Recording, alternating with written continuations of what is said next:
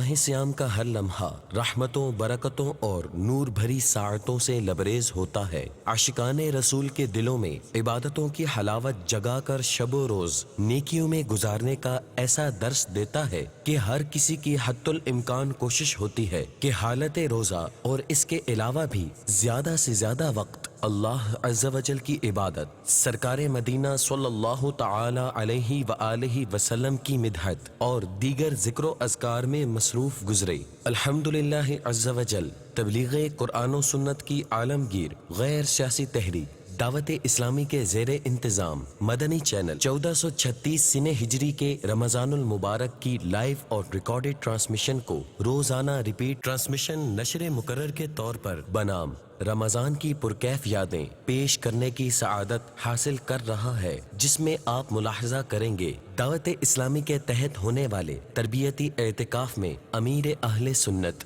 دامت برکاتہم العالیہ کا معتکفین عاشقان رسول کی تربیت کرنا، معتکفین اسلامی بھائیوں کا امیر اہل سنت کی مبارک صحبت میں سحری و افطاری کرنا، امیر اہل سنت دامت برکاتہم العالیہ کا روزانہ 2 مرتبہ مدنی مذاکرہ قرب افطار، اللہ عز و جل کی بارگاہ میں مناجات کا سلسلہ۔ آئیے دیکھتے ہیں رمضان کی پرکیف یادیں، سلسلہ فیضان رمضان۔ آئیے اس کے مناظر دیکھتے ہیں۔ میرا نام امتیاز کے ہمارا ایک بیٹا ہے جس کے دماغ میں کوئی مسئلہ ہے، ڈاکٹر کے مطابق اسے جھٹکا لگتا ہے، اس کا روحانی علاج پوچھنا چاہتا ہوں۔ سائیں بھائی نے بتایا کہ بیٹے کو کوئی دماغ میں پرابلم ہے، ان کو جھٹکے لگتے ہیں۔ جی جی جی تو کچھ جو بتا رہے ہیں اس سے محسوس ہو رہا ہے کہ کوئی مرگی وغیرہ کی جیسے شکایت ہے جیسے ان کے بچے کو۔ ہاں، تو ایک مطلب کہ جو کیفیت یہ بتا رہے ہیں اس سے معلوم ہو رہا ہے کہ کوئی مرگی وغیرہ ٹائپ کا ان کو مرض ہے۔ تو اس حوالے سے میں روحانی علاج عرض کر دیتا ہوں، یہ عمل کر لیں انشاءاللہ عز و جل ان کے یہ جھٹکے لگنے کے عمل وقت کے ساتھ ساتھ انشاءاللہ جاتا رہے گا۔ تو سورۃ الشمس یہ پڑھ کر آپ اپنے بچے کے کان میں پھونک ماریے جس وقت ان کو یہ جھٹکے وغیرہ لگنا شروع ہوں، انشاءاللہ عز و جل فوراً آرام آ جائے گا انشاءاللہ۔ جی، سورۃ الشمس والشمس وضحاہا، یہ پارہ 30ویں پارے کی سورہ مبارکہ ہے۔ تو یہ پڑھ کر بچے کے کان کے قریب پڑھیے اور کان میں پھونک ماریے، انشاءاللہ عز و جل یہ جھٹکے وغیرہ لگنے کی کیفیت، جھٹکے لگنے کی شکایت ان کی دور ہو جائے گی انشاءاللہ عز و جل۔ یہ جاننا چاہتا ہوں کہ میں کوئی بھی کام شروع کرتا ہوں تو جلدی بن جاتا ہے، جلدی نقصان میں پڑ جاتا ہوں۔ احمد علی کوئٹہ سے بات کر رہا ہوں۔ جو بھی کام کرتے ہیں اس میں نقصان ہو جاتا ہے، اللہ تبارک و تعالی آپ کو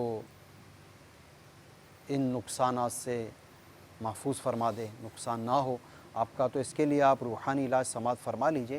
آپ روزانہ فجر کی سنتوں اور فرض کے درمیان یا رزاقو یا رزاقو یا رزاقو 550 مرتبہ پڑھ لیجئے اول آخر درود شریف کے ساتھ، انشاءاللہ عز و جل کام میں نفع ہوگا اور نقصان سے آپ محفوظ رہیں گے۔ اس کا نام کیا ہے، میرا پاسپورٹ بنا ہوا ہے، میں دبئی نہیں جا سکتا، کوئی مسئلہ آ جاتا ہے، کبھی ویزا نہیں ملتا، کبھی یہ ہے، اور میرے ابو دبئی رہتے ہیں۔ پاسپورٹ بنا ہوا ہے لیکن آپ جا نہیں پا رہے دبئی، تو اللہ تبارک و تعالی آپ کے اس مسئلے کو بھی حل فرما دے۔ روحانی علاج اس کا سماعت فرما لیجئے، 3 دن تک جو 786 مرتبہ بسم اللہ الرحمن الرحیم کسی جائز کام کے لیے، جائز مقصد کے لیے پڑھے تو انشاءاللہ عز و جل اس کا وہ مقصد اور مراد پوری ہو جائے۔ تو آپ بھی 3 دن تک بسم اللہ الرحمن الرحیم 786 مرتبہ پڑھ لیجئے، انشاءاللہ عز و جل رب کے کرم سے آپ کا یہ مسئلہ حل ہو جائے گا۔ اس کے بعد سلسلہ مدنی قاعدہ ہوا، آئیے ملاحظہ کرتے ہیں۔ میٹھے میٹھے اسلامی بھائیوں اور مدنی چینل کے ناظرین، آج مدنی قاعدے میں سبق نمبر 3 ہمارا سبق ہے، یہاں سے ہم آغاز کریں گے۔ پچھلی 2 تختیاں ہم پڑھ چکے ہیں، تو سب سے پہلے سبق نمبر 3 کی جو ہدایات ہیں، حرکات، اس کی ہدایات یہ تھوڑا سا سماعت فرما لیجئے تاکہ اس کے مطابق سبق پڑھنا ہمارے لیے آسان ہو جائے۔ سبق نمبر 3 حرکات کیا ہے؟ حرکات، حرکت کی جمع حرکات ہے، زبر، زیر اور پیش کو حرکات کہتے ہیں۔ زبر زیر پیش کو کیا کہتے ہیں؟ حرکات کہتے ہیں. یا یوں سوال ہو جائے کہ حرکات کسے کہتے ہیں تو بھی زبر زیر پیش کو حرکات کہتے ہیں. زبر اور پیش حرف کے اوپر جبکہ زیر حرف کے نیچے ہوتا ہے. اگلا قاعدہ، جس حرف پر کوئی حرکت ہو اسے متحرک کہتے ہیں. جس حرف پر کوئی حرکت ہو اسے متحرک کہتے ہیں. پڑھیں بسم اللہ الرحمن الرحیم.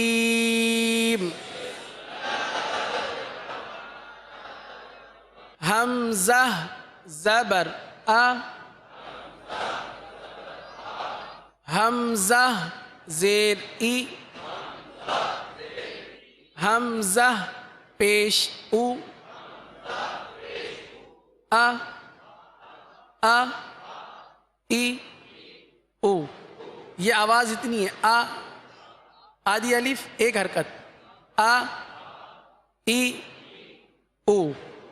حرکات کو نہ کھینچتے ہیں نہ جھٹکا دیتے ہیں. اگر پڑھا آ تو یہ کھینچنا شمار ہو جائے گا، آ یہ جھٹکا ہو جائے گا. نہ ہی کھینچنا ہے نہ ہی جھٹکا دینا ہے. آ ای او. پھر پیش کیا گیا سلسلہ سبق آموز سچی کہانیاں. اس کے بھی مناظر دیکھتے ہیں. پیارے پیارے مدنی منو کہ وقت کے خلیفہ کا بیٹا چاہتا تو دنیا کی لذتیں، مال، آسائشیں، نعمتیں، مال و دولت، مزے کی نیند، نرم مخملی بستر، کیا کچھ ملتا، لیکن وہ اینٹوں کا سرہانہ بنا کے لیٹتا تھا، مزدوری کرتا تھا. ہفتے میں ایک دن مزدوری کرتا، باقی دن اللہ تعالیٰ کی عبادت میں لگا رہتا تھا، درویشی اختیار کی.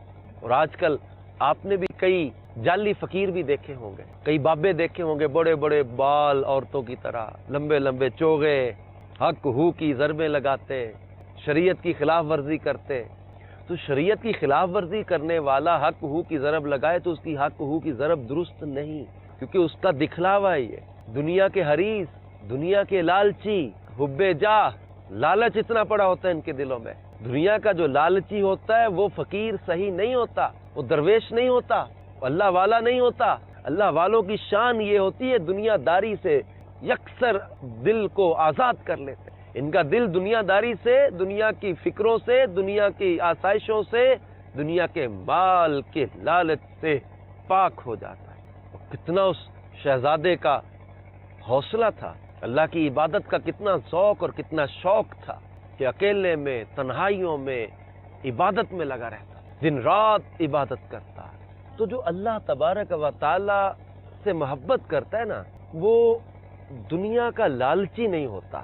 یہ جعلی بابے، یہ دھوکے باز لوگ جو فقیری کا، درویشی کا روپ دھار کے لوگوں کو لوٹتے ہیں، تو یہ سمجھتے ہیں کہ ہم بڑے کمال کر رہے ہیں، لوگوں کو دھوکہ دے رہے ہیں. یہ اللہ تعالیٰ کی پکڑ میں آئیں گے. قیامت کے روز سخت سزا ملے گی ان کو جنہوں نے شریعت کا مذاق بنایا. جو اللہ کے پیارے ہوتے ہیں ان کو دنیا کی لالچ نہیں ہوتی، حب جا کی خواہش نہیں ہوتی، حب جا نہیں ہوتی ان کے اندر، ہوس نہیں ہوتی. اس کے بعد پیش کیا گیا شرعی رہنمائی کے لیے سلسلہ دارالافتاء اہل سنت. میرا سوال یہ ہے کہ روزے کی حالت میں نہانا صحیح ہے یا نہیں؟ روزے کی حالت میں نہانا، غسل کرنا کیسا؟ دیکھیں، روزے کی حالت میں نہانا بالکل جائز ہے، اس میں کوئی حرج نہیں ہے، لیکن نہانے میں اس بات کا خیال رکھیں کہ آپ نے جیسے شاور کے ذریعے نہا رہے ہیں یا سوئمنگ پول میں یا نہر میں اگر نہا رہے ہیں تو اس میں یہ احتیاط کریں کہ حلق کے اندر پانی نہ چلے جائے، کہ اگر ذرا سی بھی بے احتیاطی سے حلق سے نیچے پانی اتر گیا تو روزہ ٹوٹ جائے گا. اب آپ نہاتے رہیں. صحیح. تو احتیاط کرنی ہوگی نہاتے ہوئے اس بات کی. سوال یہ تھا کہ نماز پڑھنے کے ٹائم آدمی آنکھیں بند کر سکتا ہے؟ نماز کی وقت آنکھیں بند کر سکتے ہیں؟ نماز کی حالت میں آنکھیں بند کرنے کی کیفیت مختلف ہیں. بسا اوقات ایسی جگہ ہم نماز پڑھیں کہ جہاں کیڑے مکوڑے، حشرات الارض، سانپ، بچھو، اس طرح کے موذی جانور پھرتے ہیں یا آ جاتے ہیں، تو ایسی جگہ آنکھیں بند کر کے نماز پڑھنا کہ جہاں انسان کو ڈر خوف بھی محسوس ہو رہا ہو تو اس وقت آنکھیں بند کرنا منع ہے. ہاں، جہاں بالکل آپ فریش ہیں جہاں کوئی ایسی خطرے والی چیز نہیں ہے، نہ کیڑے مکوڑے ایسے موذی جانور ہیں، اور آنکھیں بند کر کے نماز پڑھنے میں آپ کو سرور آ رہا ہے بمقابلہ آنکھیں کھول کے نماز پڑھنے کے، کہ آنکھیں کھول کے نماز پڑھیں گے تو کبھی چٹائی کے اس حصے پہ، کبھی اس ڈیزائن پہ، کبھی در و دیوار میں نقش و نگار میں گم ہو جائیں گے. لیکن آنکھیں بند کر کے اگر نماز پڑھ رہے ہیں تو توجہ یکسوئی رہے گی. تو اس صورت میں پھر آنکھیں بند کر کے نماز پڑھنا بہتر ہے. عورتوں کی اور مردوں کی تراویح میں کیا فرق ہے کہ کس طریقے سے پڑھیں گے؟ مرد جو تراویح پڑھتے ہیں 20 رکعتیں، اس طرح عورتوں کے لیے کیا حکم ہے؟ عورتوں اور مردوں کی تراویح میں فرق؟ عورتوں اور مردوں کی تراویح میں کوئی فرق نہیں ہے. جس طرح مردوں کو 20 رکعت تراویح سنت موقدہ، ایسے ہی عورتوں کے لیے ہے. فرق یہاں ہوگا کہ عورتیں تنہا پڑھیں گی، مرد جماعت سے پڑھیں گی. اور فرق جماعت کے حوالے سے عورتیں تنہا اپنی پڑھیں گی اور مرد جماعت کے ساتھ پڑھیں. جماعت سے اگر پڑھنے کا موقع ضائع ہو گیا تو تنہا تو پڑھنی ہی ہے، صحیح، اس میں چھوڑنے کی کوئی صورت نہیں ہے. ٹھیک. یہ سنت تراویح کے بارے میں پوچھنا ہے کہ یہ 2 کی بجائے اکیلے میں 4 کر کے بھی پڑھ سکتے ہیں کہ نہیں؟ بہتر یہ ہے کہ تراویح کی ہر 2 رکعت جو نا وہ الگ الگ کر کے پڑھی جائے. اور اگر کوئی 4 رکعتیں ایک سلام سے پڑھتا ہے یا 8 رکعتیں ایک سلام سے پڑھتا ہے، حتیٰ کہ اگر کوئی 20 رکعتیں بھی ایک سلام سے پڑھے تو پڑھ سکتا ہے، مگر ایسا کرنا مکروہ ہے. یعنی جس نے نیت باندھ لی کہ میں 20 رکعتیں پڑھ کر ہی سلام پھیروں گا، صحیح، تو ایسے کرنے سے تراویح ادا ہو جائے گی، لیکن بہتر طریقہ نہیں ہے، یہ مکروہ عمل ہے. بہتر طریقہ ہے کہ ہر 2 رکعت پڑھنے کے بعد سلام پھیرے، پھر نئے سرے سے 2 پڑھے، پھر نئے سرے سے 2 پڑھے. یہ افضل طریقہ ہے. اس کے بعد نشر کیا گیا علم و حکمت سے مزین مدنی مذاکرہ. آئیے اس کے مناظر دیکھتے ہیں. میرا سوال یہ ہے کہ ہم جس جگہ پہ رہائش ہے ہماری یورپ میں، وہاں پہ کوئی مسجد نہیں ہے اور وہاں کے ہمیں افطار کے وقت کا بھی نہیں پتہ چلتا، تو ہم کس طریقے سے اپنا افطار اور سحری کے وقت کا تعین کر سکیں؟ جو قریبی بڑا شہر ہے کیا ہم اس کو فالو کریں؟ نماز کے اوقات، روزوں کے اوقات جاننا یہ ہر مسلمان پر فرض عین ہے. اب اس دور میں تو یہ جاننا بہت آسان ہو گیا ہے. کسی شہر کو فالو کرنے کی تو اجازت نہیں ملے گی، کیونکہ آپ کہاں وہ کہاں فرق ہوتا ہے نا. کہیں آدھے پون گھنٹے، ایک گھنٹے کا فرق ہوتا ہے. دعوت اسلامی کی ویب سائٹ پر 27 لاکھ یا اس سے بھی زائد ٹائم ٹیبل دیے ہوئے ہیں، مختلف شہروں کے، دنیا کے مختلف مقامات کے. تو اس سے آپ اپنا ٹائم تلاش کر لیں. پھر بھی اگر آپ کو ٹائم نہیں ملتا تو آپ مجلس توقیت، دعوت اسلامی کی مجلس ہے، آپ ویب سائٹ کے ذریعے اس پر ان سے آپ رجوع کیجئے. انشاءاللہ امید ہے کہ وہ آپ کی رہنمائی کر دیں گے کہ آپ کے یہاں کس وقت سحری اور افطاری کی ترکیب ہوگی وقت کی. میں نے کوئی نیت کی کہ میرا یہ فلاں کام ہو جائے گا تو میں 500 روپے صدقہ کروں گا. اب میرا کام نہیں ہوا تو کیا مجھے 500 روپے صدقہ کرنا چاہیے یا نہیں؟ برائے مہربانی کر کے بتائیں. آپ نے صرف نیت کی تھی کہ فلاں کام ہو جائے تو صدقہ، تو نیت کرنے سے تو ویسے ہی کام ہو جاتا جب بھی واجب نہ ہوتا. کیونکہ وہ منت میں یہ شرط ہے کہ وہ اللہ کے لیے ہو، پھر یہ کہ کسی عبادت مقصودہ اس کی قسم سے پائی جاتی ہو. تو صدقے کی نیت تو صحیح ہو جائے گی، کیونکہ وہ منت کہ وہ زکوٰۃ اس کی صورت موجود ہے، فرض.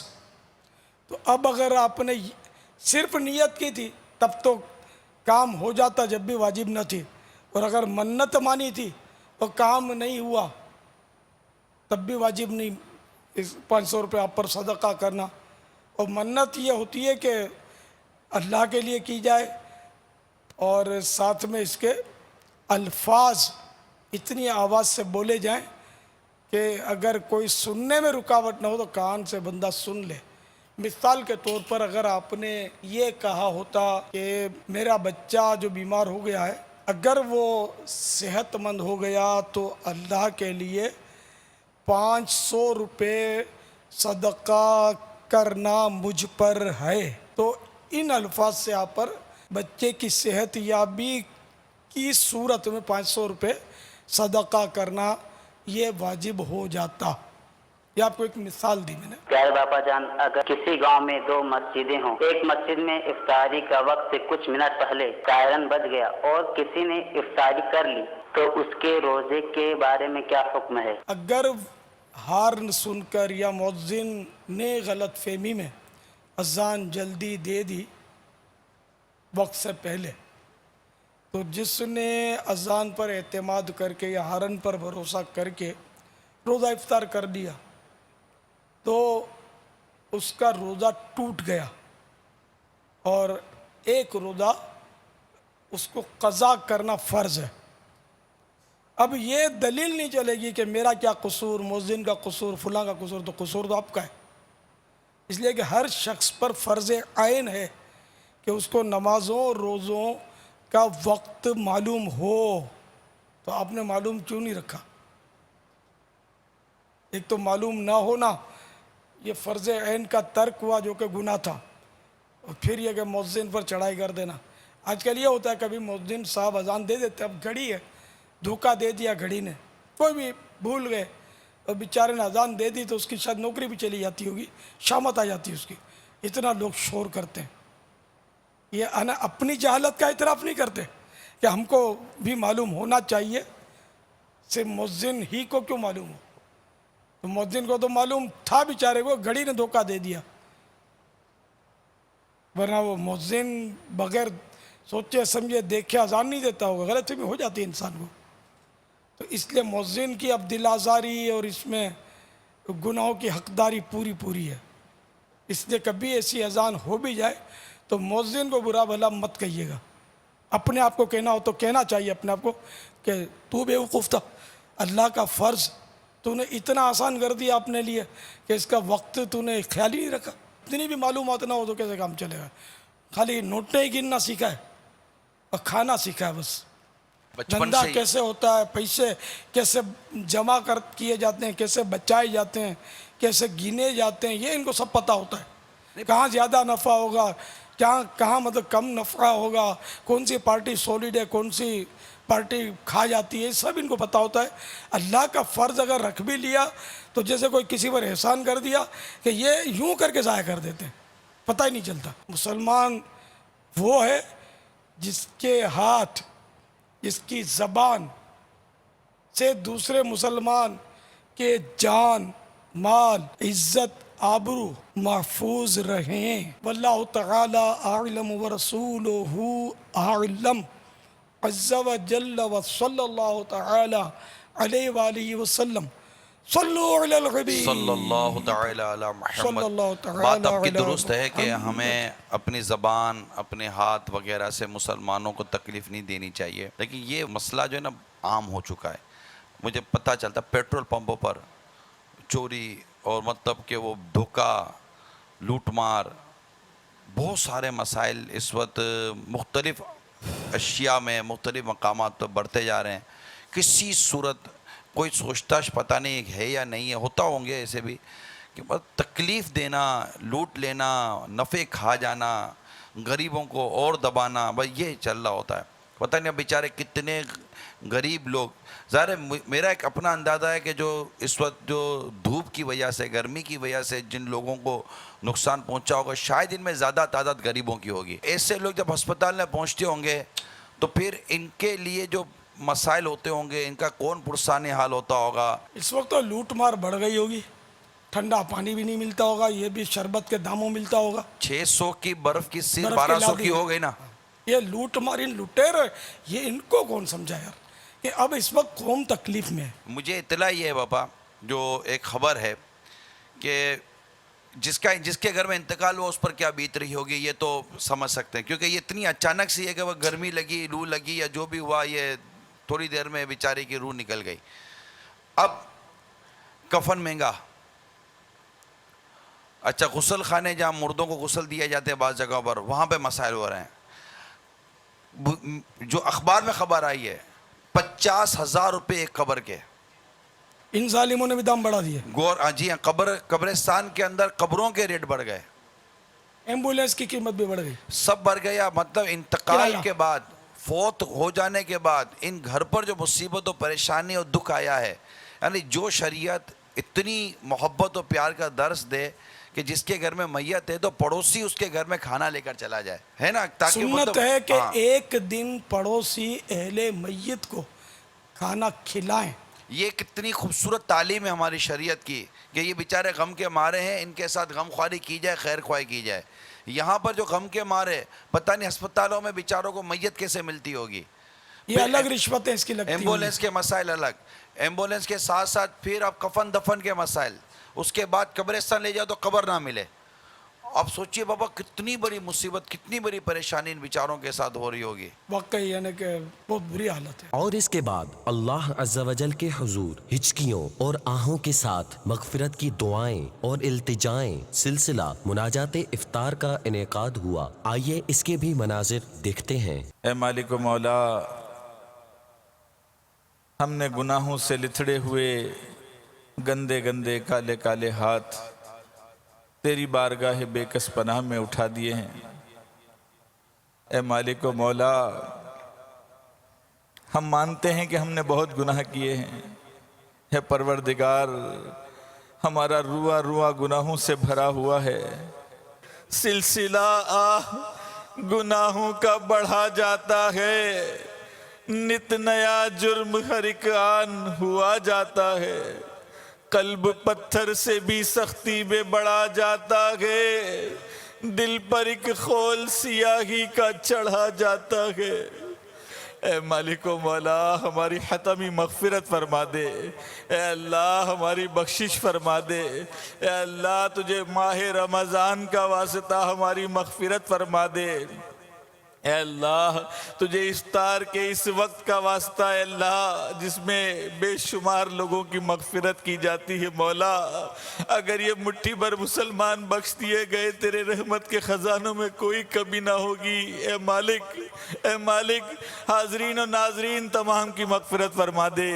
اے اللہ ہزاروں معتکفین اے اللہ مساجد میں جمع ہیں. مولا ان اعتکاف کرنے والوں میں کوئی تو تیرا نیک بندہ ہوگا. مولا تجھے اپنے اسی خاص نیک بندے کا واسطہ ہم سب کی بخشش فرما دے، ہم سب کی مغفرت فرما دے. اے اللہ ہمیں دل جمعی عطا فرما دے. اے اللہ ہمارا نیکیوں میں دل لگا دے. اے مولا ہمیں گناہوں سے بچا لے، گناہوں سے بچا لے.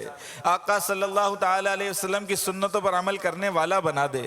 اے اللہ ہماری، ہمارے ماں باپ کی اور سرکار صلی اللہ علیہ وسلم کی ساری امت کی مغفرت فرما دے. مغفرت کا تجھ سے سوالی پھیرنا اپنے در سے نہ خالی. مجھ گناہ گار کی التجا گناہ گار کی التجا ہے. مولا مجھ گناہ گار کی التجا ہے. یا خدا تجھ سے میری دعا ہے، ہر گناہ سے بچا مجھ کو مولا. نیک خصلت بنا مجھ کو مولا. ہر گناہ سے بچا مجھ کو مولا. نیک خصلت بنا مجھ کو مولا. تجھ کو رمضان کا واسطہ ہے. مولا تجھ کو رمضان کا واسطہ ہے.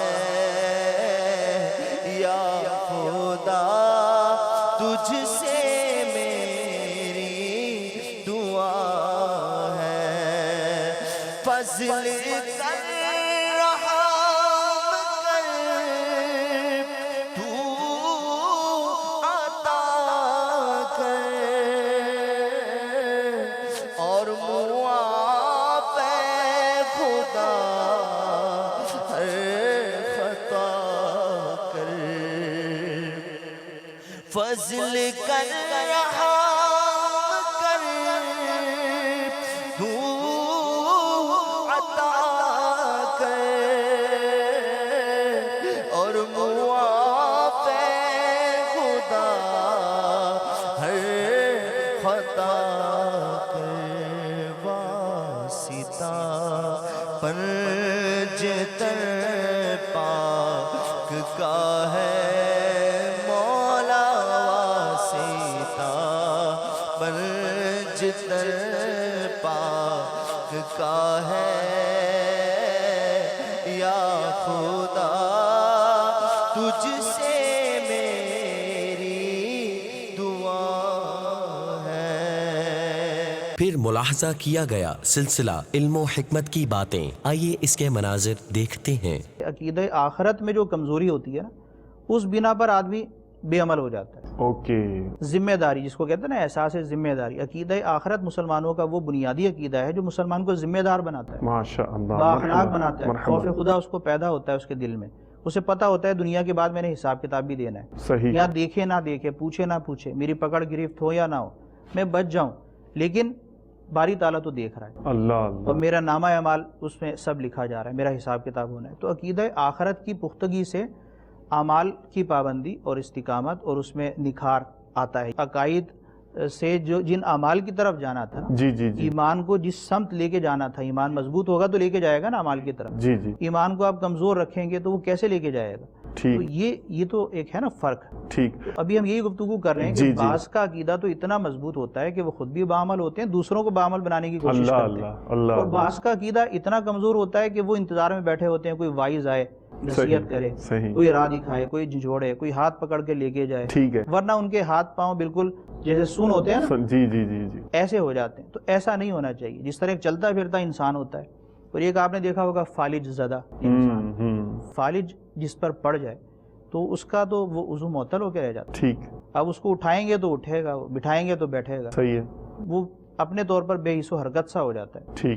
ایسے ہو کے جو مسلمانوں کی حالت ہو گئی ہے نا، کہ ایمان ہے لیکن اعمال کے معاملے میں بے حس و حرکت ہے. روزہ رکھنے کی ہمت پیدا نہیں ہوتی، حج کے لیے جانے کی جو ایک وہ ہے شوق ہے وہ بیدار نہیں ہوتا. یہ سب چیزیں جو ہے نا، عبادت کی طرف نہ آنا، یہ اس بات کی دلیل ہے کہ ایمان کمزور ہے. فوائد الفواز شریف، سبحان اللہ، نظام الدین اولیاء محبوب الہی، ان کے ملفوظات ہیں رحمۃ اللہ تعالیٰ علیہ. انہوں نے اپنے شیخ کا، شیخ المشائخ بابا فرید الدین گنج شکر رحمۃ اللہ تعالیٰ علیہ کا بہت پیارا ذکر کیا ہے. آپ کے مرید ہیں، مرید صادق ہیں. تو آپ فرماتے ہیں کہ ایک بار میں نے خواب میں دیکھا بابا فرید الدین اپنے پیر و مرشد شیخ المشائخ کو. تو آپ نے ارشاد فرمایا کہ ہر روز عصر کی نماز کے بعد 5 بار سورہ نبا، اما پارا جو آخری ہے 30واں پارا، اس کی پہلی صورت ہے اما یتساءلون سے شروع ہوتی ہے. سورہ نبا 5 بار پڑھا کرو. خواب میں آ کر بابا فرید الدین گنج شکر محبوب الہی اپنے مرید نظام الدین اولیاء اپنے خلیفہ کو ارشاد فرما رہے ہیں. ابھی مرید صادق دیکھیں کہ خواب میں آ کر جیسے آپ نے فرمایا کہتے ہیں میں نے عمل کرنا شروع کر دی. تو جب زندگی میں فرماتے ہوں گے تو ان کے عمل کی کیا کیفیت ہوتی ہوگی. تو خواب میں یہ دیکھا تو انہیں پتا تھا کہ میرے جو ہے پیر و مرشد شیخ تشریف لائے ہیں، اور یہ خود بھی اہل اللہ میں سے تھے. اور عمل بھی جو فرمایا گیا وہ بالکل واضح ستھرا. تو اہل اللہ کا تو کشف اور الہام وہ سارا ویسے ہی ٹھیک ٹھاک ہوتا ہے. تو انہوں نے عمل شروع کیا، لیکن غور و خوض کی عادت دیکھیں. اللہ والوں کا جو وہ ہے نا سوچ، وہ کتنی عبادت کی طرف اور اہل اللہ کے ارشادات کی طرف، ان کو سمجھنے کی طرف، ان کی حقیقت جاننے کی طرف لگتی ہے. کہتے ہیں میں نے عمل تو شروع کر دیا، لیکن میں سوچتا رہا کہ اس میں ضرور کوئی حکمت ہوگی، اس کی کوئی فضیلت ہوگی. کہتے ہیں میں تفاسیر پڑھ رہا تھا، کسی تفسیر میں نے لکھا ہوا دیکھا کہ جو ہر روز عصر کے بعد 5 بار سورہ نبا پڑھے گا تو وہ اللہ تعالیٰ کی محبت کا اسیر ہو جائے گا. سبحان اللہ. یعنی اس کے دل میں ایک ہے نا، نہ چاہتی ہوئی بھی خوب محبت اللہ تعالیٰ کی پیدا ہو. اللہ تعالیٰ کی محبت ہی تو سارے کمالات کی کنجی ہے. تو ایک تو یہ وظیفہ ہے. ٹھیک ہے. تو جو اللہ تعالیٰ کی محبت بڑھانا چاہتے ہیں ان کو کرنا چاہیے. اس طرح اس وظیفے پر عمل کریں گے تو اللہ تعالیٰ کی محبت میں بہت پیارا ماشاءاللہ. اس کے بعد آپ نے ملاحظہ کیا سلسلہ سائیڈ ایفیکٹ اور امیر اہل سنت دامت برکاتہم العالیہ کے ہمراہ عاشقان رسول کا طعام. ایک ڈاکٹر بیمار ہو گئے اور بیماری کے بعد انہوں نے مختلف ٹیسٹ کروائے. آخر کار ڈائگنوز یہ ہوا کہ ڈاکٹر صاحب کو کینسر ہے. اب ڈاکٹر صاحب کو جب کینسر ہوا تو جو جتنے ان کے جان پہچان والے ڈاکٹر تھے انہوں نے اپنے ٹریٹمنٹ کیے. پورا باقاعدہ پینل بیٹھا اور بڑا تحقیق اور اس کے بعد علاج کی صورت بنانے کی کوشش کی گئی، لیکن مرض بڑھتا چلا گیا. ڈاکٹر صاحب نے کچھ اس طرح کی روایتیں جو ہے نا یہ ان کی معلومات میں آئی تھیں کہ اپنے مریضوں کا علاج صدقے سے کرو، اپنے مریضوں کا علاج صدقے سے کرو. اب ڈاکٹر صاحب دیکھ رہے تھے کہ میرا علاج ہو نہیں رہا ہے، بیماری بڑھتی چلی جا رہی ہے. اچانک ان کو یہ پڑھی ہوئی بات یاد آ گئی کہ اپنا علاج صدقے سے کرو. کہا کہ بالکل درست ہے، چلے میں اپنا علاج صدقے سے کرنا شروع کرتا ہوں. دنیاوی علاج سے تو فرق پڑ نہیں رہا ہے، ہو سکتا ہے کہ صدقے سے فرق پڑ جائے. اب ڈاکٹر صاحب نے ایک ایسا گھر تلاش کیا جو مفلس اور تنگ دست ہو، غریب ہو. اگرچہ ڈاکٹر صاحب کی بھی جو طبیعت تھی وہ خراب ہونے کی وجہ سے اس پر بھی خرچ آیا اور خرچ کی وجہ سے وہ پیسے اتنے رہے نہیں تھے، لیکن جو بھی آمدنی جو ان کی رقم بچی ہوئی تھی وہ بھی انہوں نے ایک گھر ڈھونڈا، ایک گھر، اور ڈھونڈ کر کوشش کی کہ اس کا خرچہ اس گھر کا اٹھانے کی میں کوشش کرتا ہوں. لہذا آپ کسی کا انتظام کیا اور اس گھر میں اپنی وہ رقم بھجوائی. اور باقاعدہ انہوں نے بتایا کہ چونکہ میں کینسر کا مریض ہوں اور بیمار ہوں اور میں نے پڑھا ہے کہ صدقے سے اپنی بیماری کا علاج کرو، اور ویسے صدقہ بلاؤں کو ٹالتا ہے، تو آپ میرے لیے دعا کرنا. یہ رقم انہوں نے اس ڈاکٹر صاحب نے اس گھر کے حوالے کر دی. جب اس گھر میں رقم پہنچی تو آہستہ آہستہ آہستہ آہستہ ڈاکٹر کی جو بیماری تھی اس میں بہتری آنا شروع ہوئی.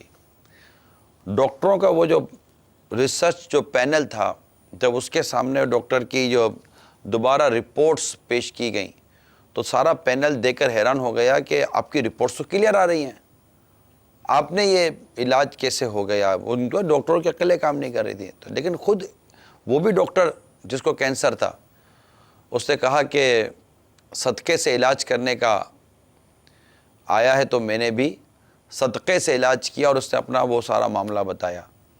تو اس سے یہ ہوا کہ الحمدللہ اس ڈاکٹر صاحب کو اپنی بیماری سے نجات نصیب ہوئی. میرا سوال یہ ہے حضرت کہ جو منافع خوروں نے اس موسم کے اندر جو ہے اتنا اس حد تک جو ہے مطلب کپڑوں کو مہنگا کر دینا یا کفن کو مہنگا کر دینا، یا یہ کہ گرمی کے باعث جو چونکہ اے سی کی اور ان ساری چیزوں کی ڈیمانڈ بڑھ گئی ہیں تو اس کی قیمتوں میں بے تحاشا اضافہ ہو گیا ہے.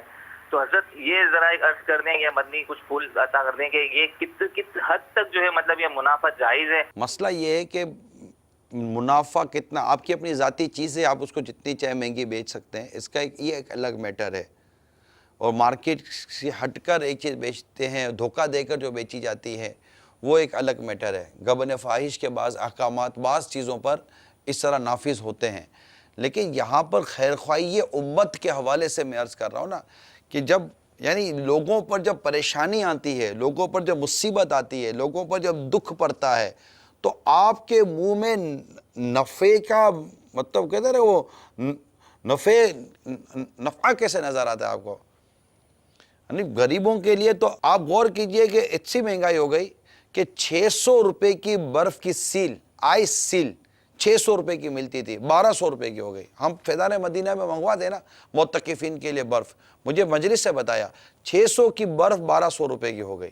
اسی طرح جب کفن مہنگے ہو جائیں گے اور تدفین مہنگی ہو جائے گی، یعنی کہ ایک شخص آپ کے گھر پر ایک میت ہے اور آپ اس کو دفن کرنا چاہتے ہیں اور آپ کو قبر کی جگہ نہیں مل رہی اور کوئی کہے کہ جناب جگہ میں تم کو انتظام کر دیتا ہوں 50,000 روپے لوں گا، تو کیا مطلب بورڈ لگا دیا جائے قبرستان کے اوپر قبر فار سیل، گریو فار سیل. قبر بکنے کے لیے تیار ہے. یعنی آپ سوچئے کہ مرنے کے بعد کتنی تکلیف ہے. مزدور شخص جب انتقال کر گئے, اس کے گھر کا تو ویسے کمانے والا ہو سکتا ہے چلا گیا ہو, اب تدفین کے لیے وہ کیا 50 60 70 ہزار روپے کہاں سے انتظام کریں گے؟ رحم کیجئے میٹھے میٹھے اسلامی بھائیوں, رحم کیجئے. اے معاشرے میں رہنے والوں, رحم کرو, رحم کرو, رحم کرو, تم پر اللہ رحم فرمائے. رحم کرو, خدا را رحم کیجئے. ایک بزرگ ہے امام مستدرک, یہ امام حاکم مستدرک سے یہ مشہور ہیں. ان کی حکایت ہے کہ ان کے منہ پر پھورے نکلے تھے, پھورے طرح طرح کے انہوں نے علاج کروائے لیکن فرق نہ آیا. تو ایک سال انہوں نے ایک بزرگ کے اس میں گئے اجتماع میں جمعہ کے, اور انہوں نے دعا کے لیے درخواست دی کہ مطلب میرے لیے دعا کی جائے. دعا کی گئی, آمین کہا گیا. تو دوسرے جمعہ کو کسی نے اسی مجلس میں اطلاع دی کہ جب ہم گھر پلٹ کر گئے تو رات کو ہم نے امام حاکم مستدرک رحمۃ اللہ تعالیٰ علیہ ان کے لیے ہم نے دعا کی. تو جب ہم سوئے تو رات کو ہمیں سرکار صلی اللہ تعالیٰ علیہ وآلہ وسلم کی زیارت نصیب ہوئی, اور گویا کہ مجھے یہ فرمایا جا رہا ہے کہ ابو عبداللہ سے کہے مسلمانوں پر پانی کی وسعت کرے. تو امام بہقی فرماتے ہیں کہ میں وہ رکا اپنے استاد حاکم مستدرک رحمۃ اللہ تعالیٰ علیہ کے پاس لے گیا. انہوں نے اپنے دروازے پر پانی کی سبیل بنانے کا حکم ارشاد فرمایا.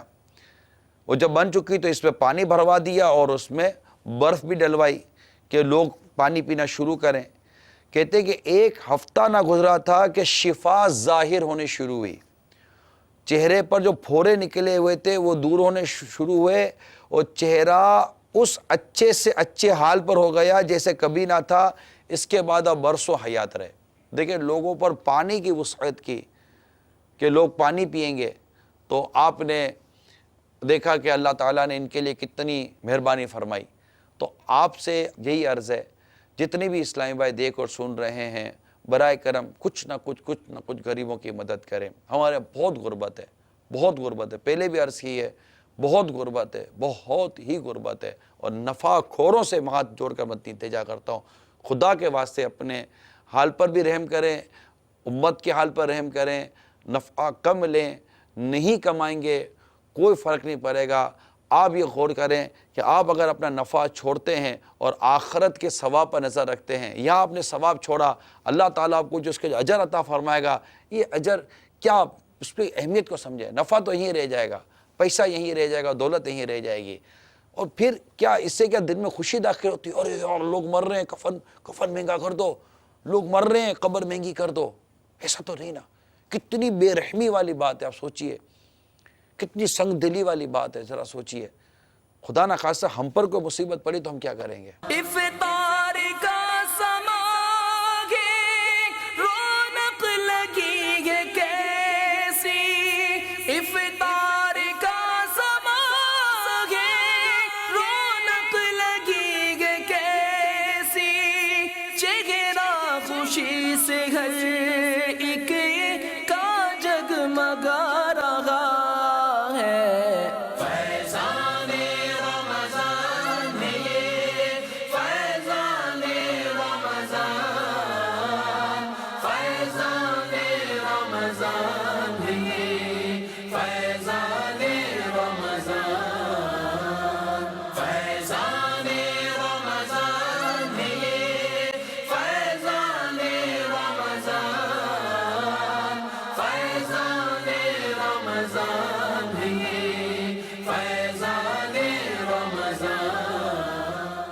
اس کے بعد نشر کیا گیا علم و حکمت سے مزین مدنی مذاکرہ. آئیے اس کے مناظر دیکھتے ہیں. ہمارے معاشرے میں ایک عجیب و غریب قسم کی عادت وہ یہ کہ بلا اجازت اور بلا روک ٹوک کسی کی چیز کا استعمال کر لینا. ایک شخص آ کر بیٹھتا ہے اور ماحول بنا ہوا ہے, اس نے جیب سے اپنا موبائل نکالا اور رکھ دیا. اس کے ساتھ جو بیٹھا ہے وہ فوراً موبائل اٹھائے گا. اور دیکھنا شروع کر دے گا، حالانکہ یہ اس کو پسند نہیں ہے، وہ نہیں چاہتا کہ میرا موبائل کو اٹھائے، میرا موبائل کو دیکھے۔ بہت زیادہ آپ تھوڑا سی فرینڈشپ ہوگی، کلوز ہوں گے تو یار پاسورڈ کیا ہے، پاسورڈ، اب اس صاحب کو اپنا پاسورڈ بتاؤ، پاسورڈ بتا دیا تو پاسورڈ لگانے کے بعد گیلری کا ہے، گیلری میں چلے جائیں گے، پھر وہاں فوٹو دیکھنا شروع کر دیں گے، میسج پڑھنا شروع کر دیں گے۔ حالانکہ یہ بات کسی بھی ایک سمجھدار اور سلیم الفطرت شخص کو پسند نہیں ہوگی، یعنی اگر بیٹا بھی باپ کے لیے کرے تو بھی درست نہیں ہے۔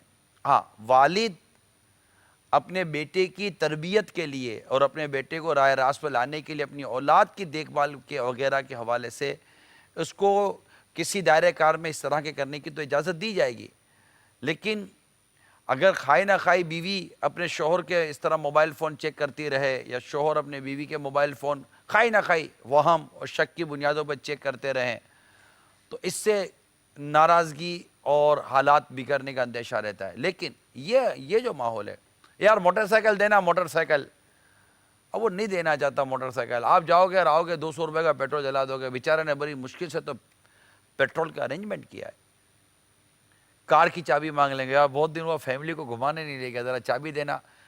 کوئی خدا نہ کرتا ایمرجنسی ہو تو کوئی بھی آپ کو مطلب اپنی کار نکال کر بٹھا کر دوائی دلا کے لے آئے گا، لیکن اب محض تفریح کے نام پر، انٹرٹینمنٹ کے نام پر آپ اپنے دوست سے کار مانگ رہے ہیں، ایون کہ بھائی سے بھی اس طرح کار مانگیں گے اس کو بھی فیل ہوگا۔ تو بہت ساری چیزیں ایسی ہیں جو غور طلب ہیں، ہمارے معاشرے میں ہو رہی ہوتی ہیں۔ گھروں میں اسلامی بہنیں کوشش کریں تو سوال سے بچ سکتی ہیں۔ مثال کے طور پر ایک کا دفعہ چلو آپ نے نمک مانگ لیا، اب آپ کے روز کی عادت ہوئی ہے کہ کبھی پڑوسن سے نمک مانگ رہی ہیں، کبھی پڑوسن سے ماچس کی ڈبیاں مانگ رہی ہیں، کبھی اس سے مسالہ مانگ رہی ہیں، کبھی اس سے لیمبو مانگ رہی ہیں، تو کبھی اسے سوس مانگا جا رہا ہے، کبھی کیچپ مانگا جا رہا ہے، کبھی کیا مانگا جا رہا ہے۔ تو کبھی کبھار کوئی ایمرجنسی ہوتی ہے تو مہینے میں 1 کا 2 مرتبہ سمجھ میں آتا ہے، کوئی بھی پڑوسی سمجھ جائے گا کہ یار ان کے نہیں ہوگا۔ اب آج مانگنے کا، وہ آج نمک ختم ہو گیا، وہ ان کو بتانا بھول گئی تھی تو وہ لائے نہیں ہے، ذرا نمک دے دیجیے گا، اگلے دن بھی نمک مانگنا ہے، تو وہ بھی کہے گی کہ پتہ نہیں یہ بولتی بھی نہیں ہے یا وہ اس کا مطلب شور بھلک کر ہے۔ تو اس طرح اپنا وقار، اپنا معیار بھی خراب ہوتا ہے، تعلقات بھی متاثر ہوتے ہیں۔ کسی کی چیز پڑی بھی ہوئی ہو نا، میرا تو مشورہ یہ ہے کہ آپ کی کتنی اپنائیت ہے نہ مانگیں۔ یعنی بعض لوگ تو موبائل کرنے کے لیے کہتے تھے کہ یار وہ موبائل ملانے میرا بیلنس ختم ہو گیا تھا، اب اس کا بھی بیلنس وہ بچا کچھ تھا، اب وہ ختم کرنے کا آپ نے تہیہ کیا ہوا ہے کہ اس کے موبائل میں بیلنس ہونا نہیں چاہیے۔ ارے آپ نے وہ نیا موبائل خریدا کیوں؟ آپ کو کیا تکلیف ہے، خریدا کہ نہیں خریدا؟ اتنی مطلب کہ اس طرح کے معاملات ہمارے معاشرے میں ہوتے ہیں کہ فضول قسم کے سوالات، فضول قسم کی حرکتیں، فضول قسم کے مطالبے یہ تکلیف دیتے ہیں۔ ایک شخص ایک بزرگ کے پاس حاضر ہوا اور کہا کہ مجھے اسم اعظم سکھائیے، تو اللہ کے اس نیک بندے نے اس سے فرمایا کہ کیا تو اسم اعظم سنبھالنے کی طاقت رکھتا ہے؟ اس نے کہا ہاں میں سنبھالنے کی طاقت رکھتا ہوں۔ تو فرمایا کام کر، شہر کے فلاں حصے میں جا اور وہاں دیکھ کر کیا ہو رہا ہے، پھر مجھے بتا کہ وہاں کیا ہو رہا ہے۔ اس حصے کی طرف گیا، تھوڑی دیر میں دیکھا تو ایک بزرگ ٹائپ کے شخص تھے، بزرگ تھے، اس سے ایک پولیس والا کوئی چیز چھین رہا تھا اور مار رہا تھا نا، اس کو بڑا وہ عجیب و غریب غصہ آ رہا تھا جو دیکھ رہا تھا۔ وہ تو دوڑا ہوا گیا حضرت کے پاس، کہا حضرت وہاں تو بڑا عجیب منظر تھا، وہ کیا تھا؟ بولا وہ ایک شخص وہ پولیس والا تھا، مار رہا تھا بزرگ کو، میں آپ کو پہلے کہتا تھا مجھے اسم اعظم سکھا دیں۔ بولا کیا کرتا؟ بولا میں اسم اعظم ہوتا تو میں ایسی بد دعا کرتا، اس کا بیڑا غرق کر دیتا، بھسم کر کے رکھ دیتا اس کو۔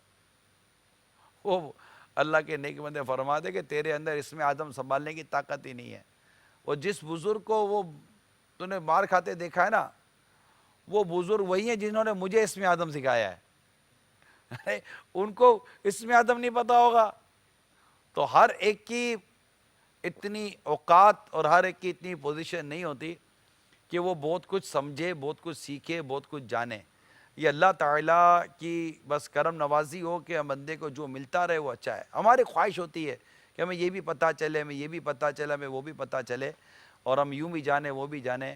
لیکن اصل یہ ہے، اعلیٰ حضرت امام اہل سنت فتاوی رضویہ شریف میں لکھتے ہیں کہ مرید کی کامیابی یہ ہے کہ اس پر فتح باب نہ ہو، یعنی اس کے لیے کوئی ایسے دروازے نہ کھلیں، وہ زندگی بھر خود کو گناہ گار سیاکار سمجھتا رہے اور اللہ تعالیٰ کے حضور عاجزی کرتا رہے اور اپنے آپ کو مطلب کہ عاجز سمجھے، مغفرت کی بھیک مانگتا رہے.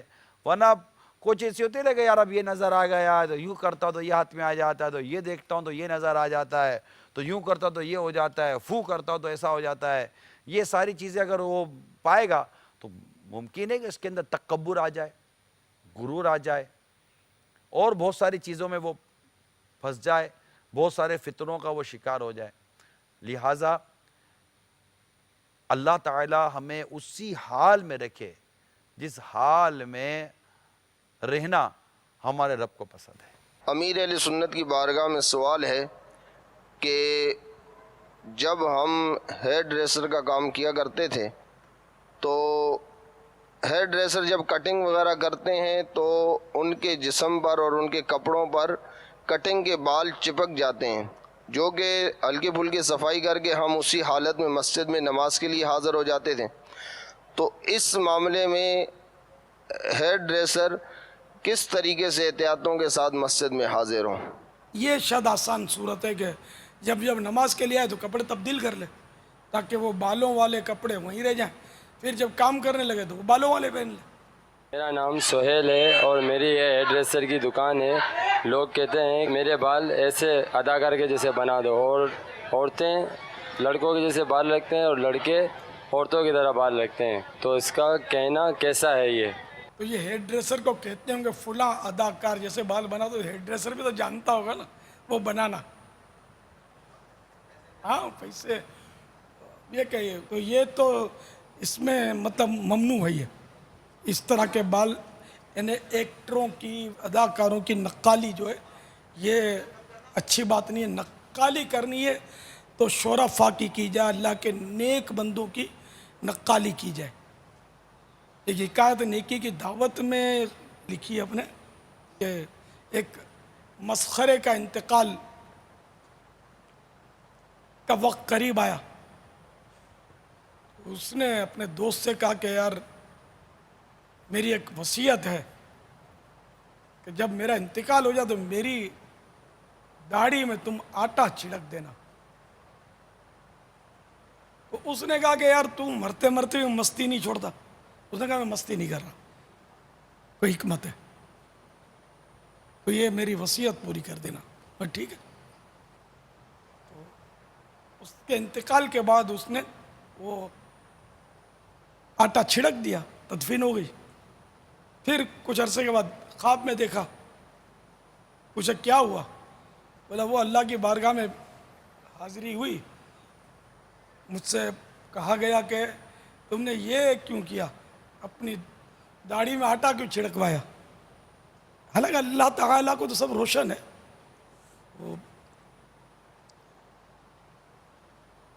میں نے کہا کہ میں نے عرض کیا کہ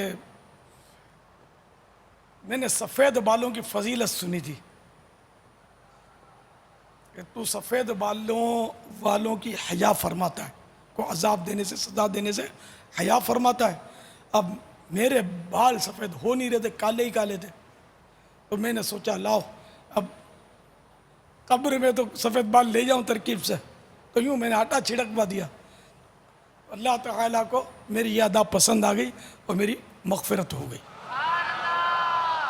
اچھوں کی نقالی اچھی ہوتی ہے، اچھوں کی نقل اچھی ہوتی ہے، بروں کی نقل بری ہوتی ہے.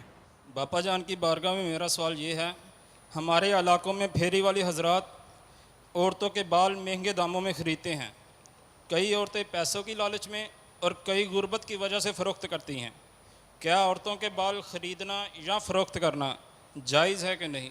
عورت کے بال بلکہ انسان کے بال की बै नहीं हो सकती, इसका बेचना ख़रीदना दोनों गुनाह है।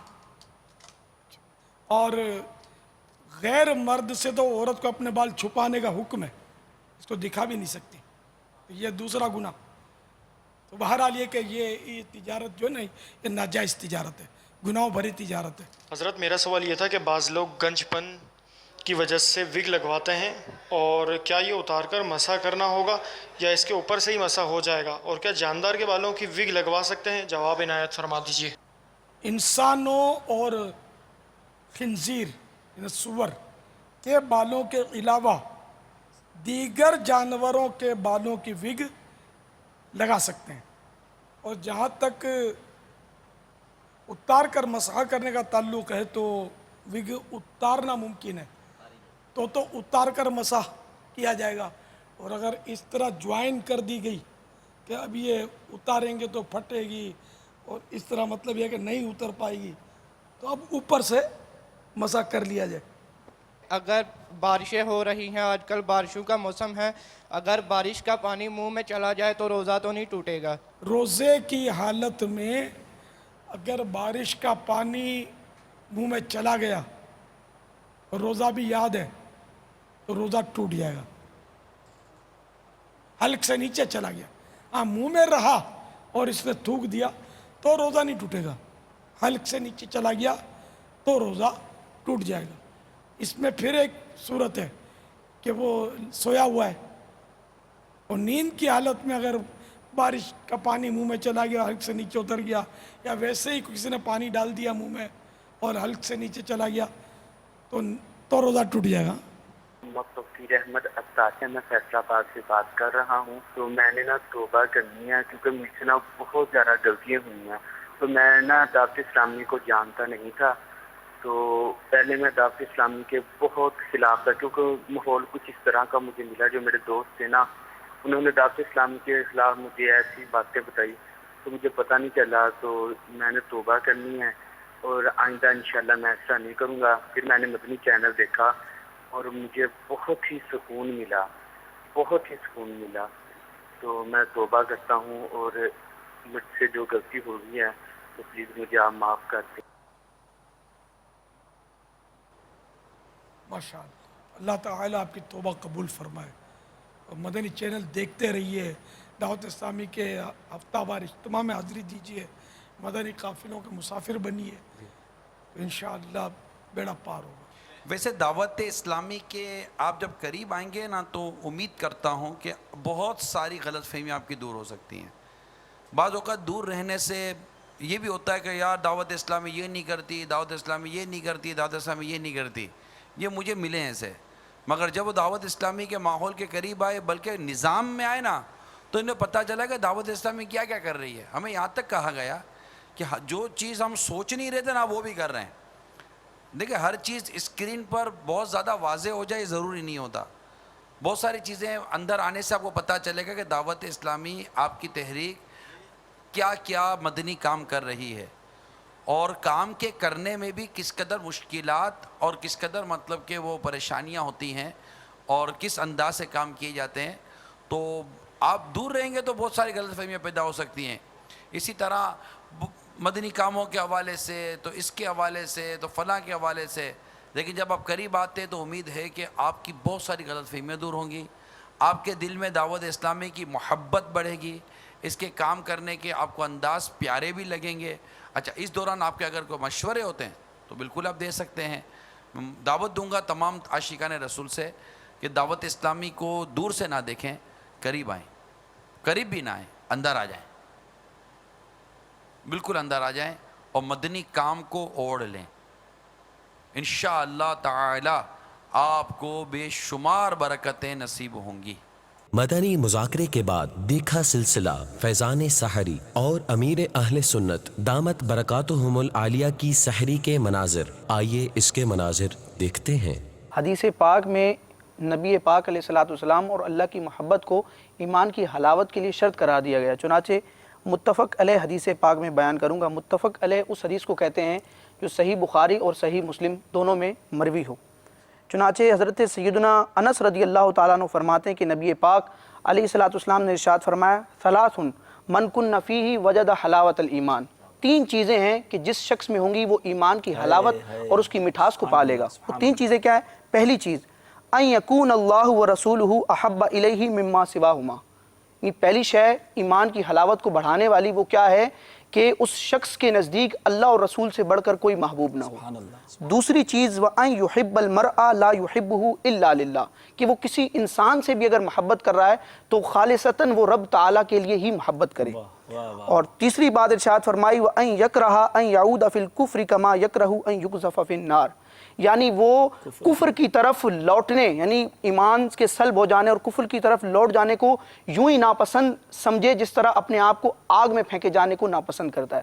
محبت ایک ایسی شے ہے کہ جب کسی سے محبت ہو جاتی ہے انسان کو دنیاوی اعتبار سے بھی، تو پھر بندے کے اپنے تقاضے جو طبیعت کے ہوتے ہیں اور اپنے قانون سب ختم ہو جاتے ہیں، اور جو محبوب ہوتا ہے بس اس کی رضا جوئی کے لیے بندہ مصروف عمل ہو جاتا ہے۔ ایک حدیث پاک ابو داؤد شریف کی حضرت سیدنا ابو امامہ رضی اللہ تعالیٰ عنہ اس کے راوی ہیں، نبی پاک علیہ السلام نے ارشاد فرمایا من احب للہ وابغض للہ واعطى للہ ومنع للہ، یعنی جو اللہ تعالیٰ کے لیے کسی سے محبت رکھے، جو اللہ تعالیٰ کے لیے کسی سے بغض رکھے، جو اللہ تعالیٰ کے لیے عطا کرے اور اللہ کے لیے کسی سے کچھ روک لے۔ مفتی احمد یار خان نعیمی صاحب اس حدیث پاک کے تحت فرماتے ہیں کہ ویسے تو مومن کی شان یہ ہونی چاہیے، بندے کی یہ شان ہونی چاہیے کہ اس کا ہر کام، ہر حرکت و سکنت اپنے رب کے لیے ہونی چاہیے، لیکن حدیث پاک میں ان 4 کا ذکر کیوں کیا؟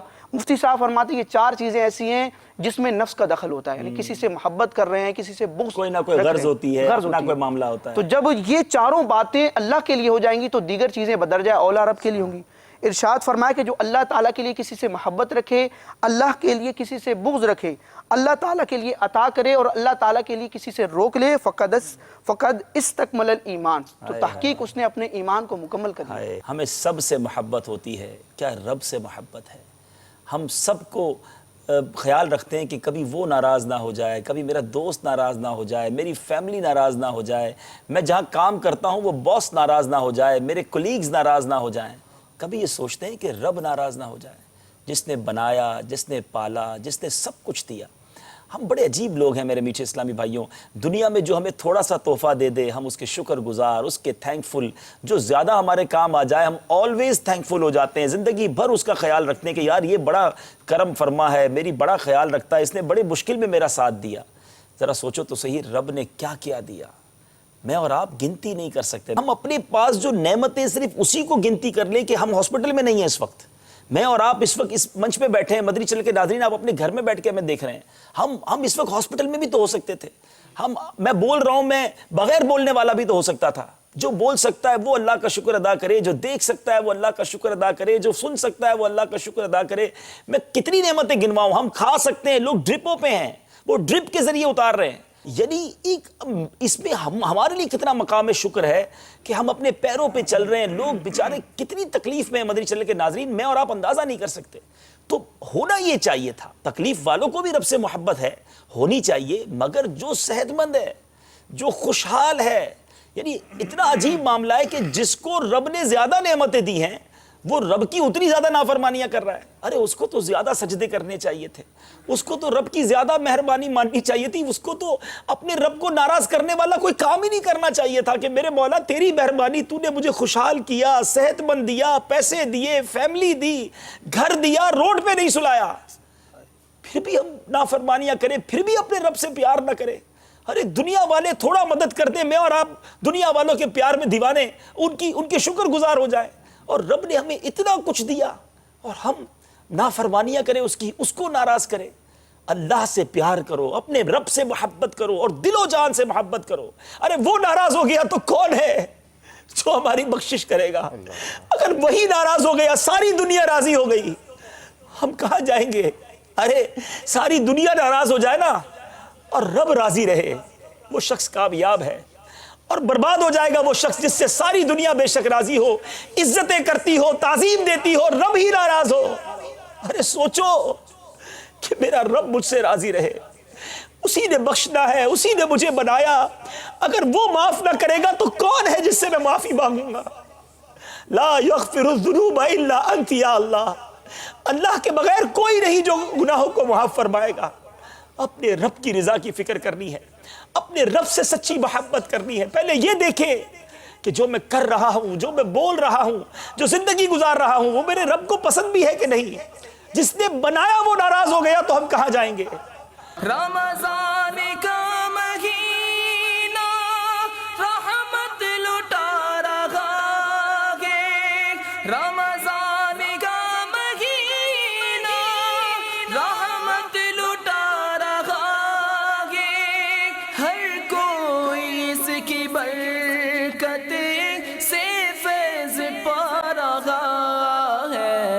فیضان رمضان ہے, فیضان رمضان, فیضان رمضان ہے, فیضان رمضان, فیضان رمضان ہے, فیضان رمضان, فیضان رمضان ہے, فیضان رمضان. اور ٹرانسمیشن کے آخر میں ملاحظہ کیا یو ایس اے اور کینیڈا کے ناظرین کے لیے پیش کیا جانے والا سلسلہ بلیسنگ آف رمضان. آئیے اس کے بھی مناظر دیکھتے ہیں. چلتے ہیں اپنے سیگمنٹ کی طرف, قرآنی صورتیں اور ان کے نام. صلو علی الحبیب صلی اللہ تعالی علی محمد وعلی آلہ واصحابہ وبارک وسلم. اہلاً و مرحباً. آج جناب یہ ذکر کرنے لگے ہیں سورہ توبہ شریف کا, اور یہ قرآن میں واحد سورت ہے جس کے ساتھ آپ کو شروع میں بسم اللہ نہیں, ہاں بسم اللہ شریف لکھی ہوئی نظر نہیں آتی ہے. تو اب یہ سب میں ہوتی ہے بسم اللہ شریف, اس میں کیوں نہیں لکھتے؟ اس سے پہلے کیوں نہیں لکھتے یہ بھی بتائیں گے مبلغ دعوت اسلامی. ماشاء اللہ.